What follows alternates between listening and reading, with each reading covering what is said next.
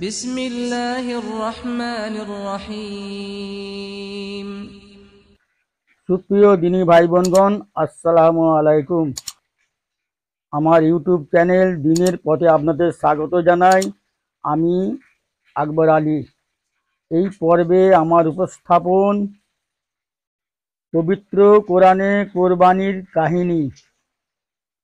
ইরশাদ হচ্ছে, এরপর যখন সে তার সঙ্গে চলাফেরা করার বয়সে পৌঁছালো, তখন সে বলল, হে প্রিয় সন্তান, আমি স্বপ্নে দেখেছি যে আমি তোমাকে জবেহ করছি, অতএব দেখো তোমার কি অভিমত।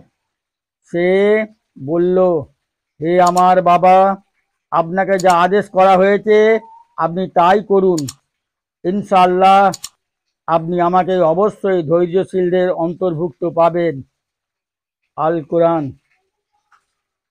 নিশ্চয় এটা সুস্পষ্ট পরীক্ষা, আর আমি এক মহান জবেহর বিনিময়ে তাকে মুক্ত করলাম, আর তার জন্য আমি পরবর্তীদের মধ্যে সুখ্যাতি রেখে দিয়েছি। ইব্রাহিমের প্রতি সালাম। এইভাবেই আমি সৎকর্মশীলদের পুরস্কৃত করে থাকি। আল কোরআন। আল্লাহ তাআলা ঘোষণা করেন, কিন্তু মনে রেখো, কোরবানির গোশত বা রক্ত আল্লাহ তাআলার কাছে পৌঁছায় না। আল্লাহ তাআলার কাছে পৌঁছায় শুধু তোমাদের তাকওয়া। এই লক্ষ্যেই কোরবানির পশুগুলোকে তোমাদের অধীন করে দেওয়া হয়েছে। অতএব আল্লাহ তোমাদের সৎপথ প্রদর্শনের মাধ্যমে যে কল্যাণ দিয়েছেন, সেজন্য তোমরা আল্লাহর মহিমা ঘোষণা করো। হে নবী, আপনি সৎকর্মশীলদের সুসংবাদ দিন যে আল্লাহ বিশ্বাসীদের রক্ষা করবেন।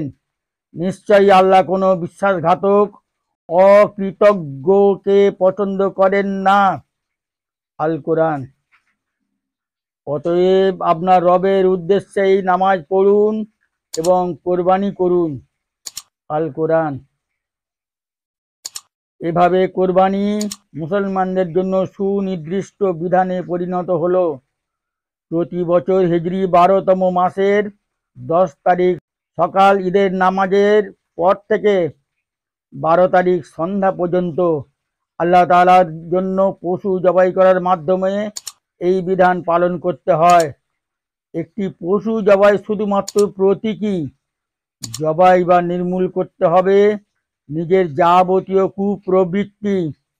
এর মাধ্যমে অর্জিত হবে মহান রবের নৈকট্য ও সন্তুষ্টি লাভ। ইনশাআল্লাহ। আল্লাহ তাআলা আমাদের সকলকে সঠিক কোরবানি করার তৌফিক দান করুন। আমিন। আজ এ পর্যন্তই। আলহামদুলিল্লাহ রাব্বিল আলামিন। দেখা হচ্ছে আগামী ভিডিও ইনশাআল্লাহ তাআলা। আসসালামু আলাইকুম।